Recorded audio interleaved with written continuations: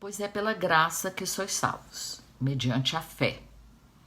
E isso não vem de vós, é dom de Deus, é um presente de Deus. Não das obras, para que ninguém se glorie. O que Deus está falando aqui nesse versículo, que não é mérito nosso, mas nós somos salvos pela graça e por meio da fé. Na última palavra, na última gravação que nós fizemos, nós usamos esse mesmo versículo, mas demos ênfase à fé. E hoje eu gostaria de trabalhar um pouquinho sobre a graça de Deus, de uma forma bem simples e prática, para que nós possamos ser acrescidos nesses dias que temos vivido, que não têm sido dias fáceis sobre toda a terra, né? Então vamos dizer de forma bem resumida que a graça é um presente de Deus. Ela é dada liberalmente por Ele porque faz parte do caráter dele. Nosso Deus é um Deus cheio de graça e de verdade. Por isso Ele é capaz de liberar a graça sobre as nossas vidas. A graça que nos salva, a graça que nos livra, a graça que nos libera, né? Em João 1,14, nós podemos ler que... Abre sua Bíblia comigo lá, em João 1,14. Aqui diz assim: o Verbo se fez carne, habitou entre nós e vimos a sua glória, a glória como a do unigênito do Pai, cheio de graça e de verdade. Então, a manifestação de Jesus aqui na terra, a manifestação do verbo vivo, aquele verbo lá do princípio, aquela palavra que foi capaz de criar todo o universo, que é esse verbo aqui do Evangelho de João. Ele começa esse capítulo falando que no princípio era o verbo era Deus e ele estava com Deus. Ele estava no princípio com Deus. Todas as coisas foram feitas por intermédio dele e sem ele nada do que foi feito se fez. A vida estava nele e a vida era a luz dos homens.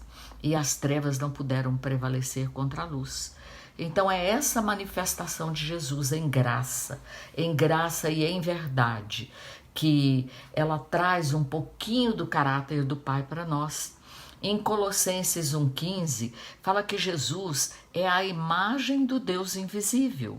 Então nós podemos ver Deus através de Jesus. Nós podemos ler o caráter de Deus através de Jesus. Nós podemos entender, nós podemos introjetar o caráter do Pai através de toda a vida de Jesus. Por isso que o amor dele é manifesto em João 3,16, ele fala assim: porque Deus amou ao mundo de tal maneira que deu o seu Filho unigênito, o seu Filho único, para que todo aquele que nele crê não pereça, não morra, mas tenha a vida eterna.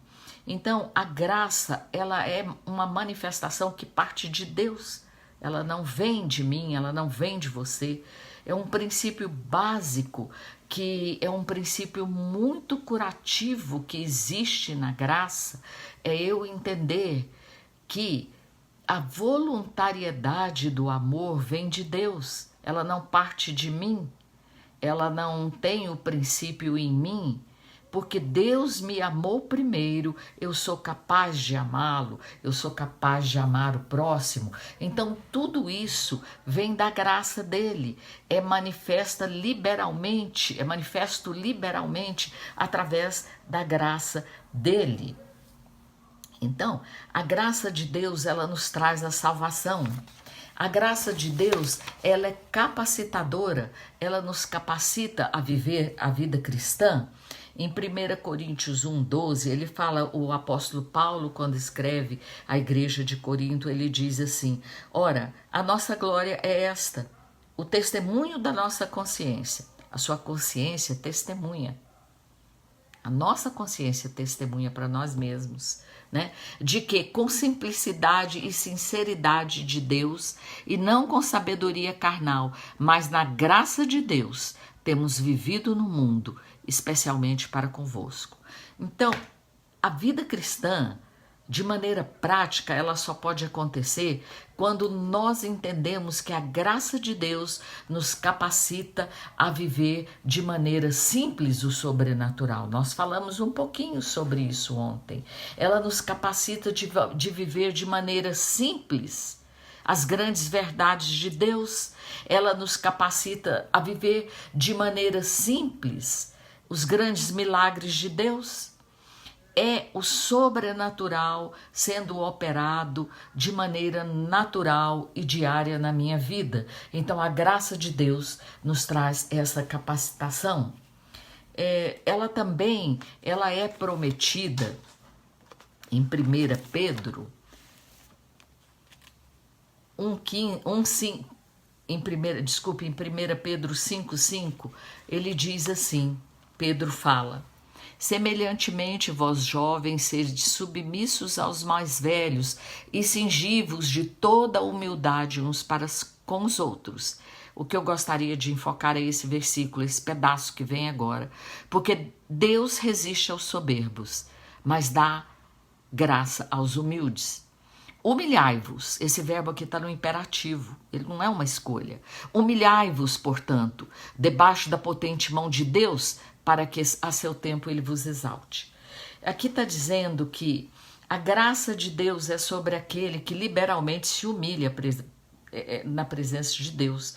É aquele que reconhece que Deus. É simples, não tem muita complicação. É aquele que reconhece que Deus é Deus e o ser humano é ser humano. Nós não somos os criadores do universo. Por isso que é sempre bom nós termos entendimento de que quem criou o universo, de que quem reina sobre o universo, quem reina sobre tudo é Deus. E não nós. Às vezes nós achamos que nós reinamos aqui no nosso pedaço. Não, Deus está dizendo que nem no nosso pedaço. Que quem reina é Ele. O Senhor é Ele. E quando nós aprendemos isso e entendemos de forma bem prática nas nossas vidas, a graça dele começa a se tornar muito abundante em nós. E ela nos torna muito capazes de vivermos aquilo que é preciso viver, de passarmos pelas dificuldades que temos que passar, de entender que através da graça nós somos salvos, nós somos capacitados. A graça, ela nos torna fortes. Lá em 2 Timóteo, quando Paulo escreve para Timóteo, vamos abrir lá.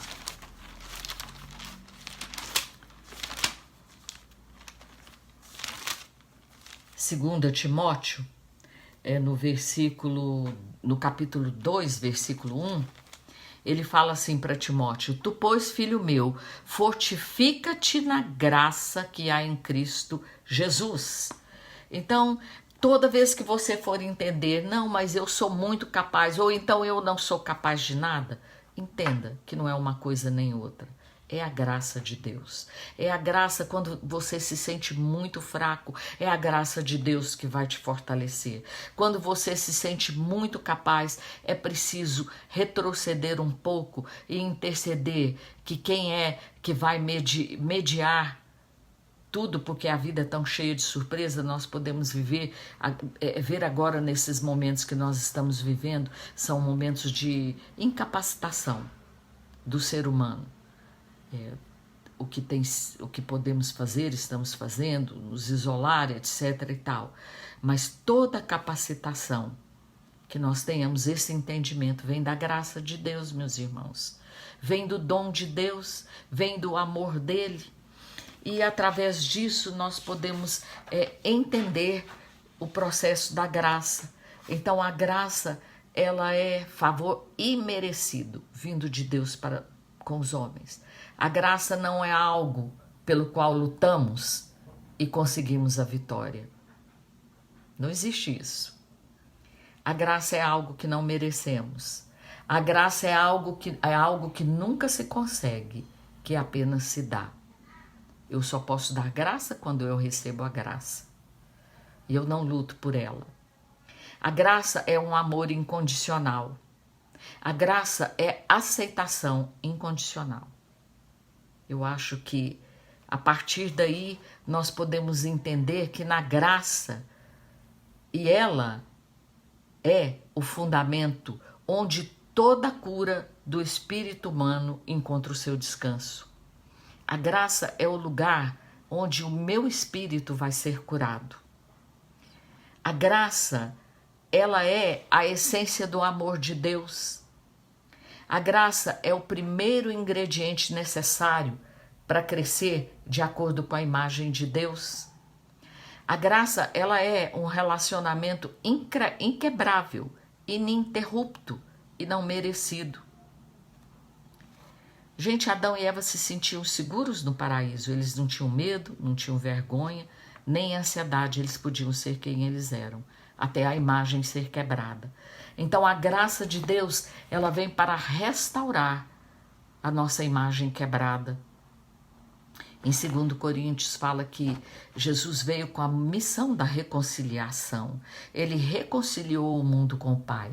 Ele vai tirar a imagem quebrada, ele vai tirar a separação que havia entre nós e o Pai. Então a graça, Jesus é graça.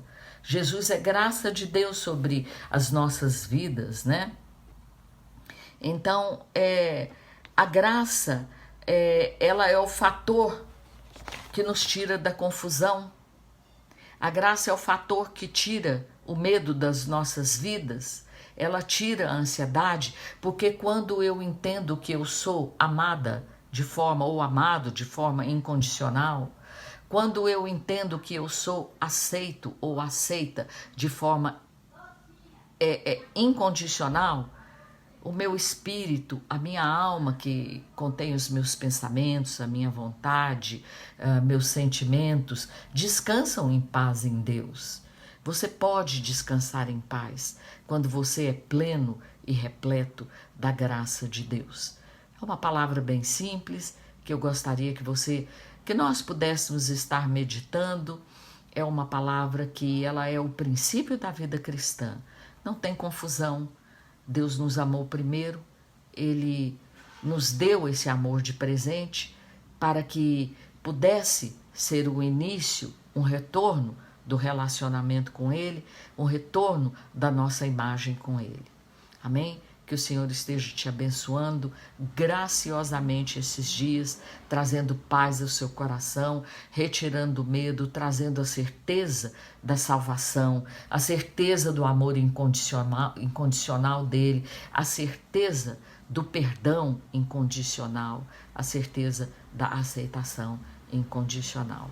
Que a graça dele esteja sobre cada um de nós, em nome de Jesus.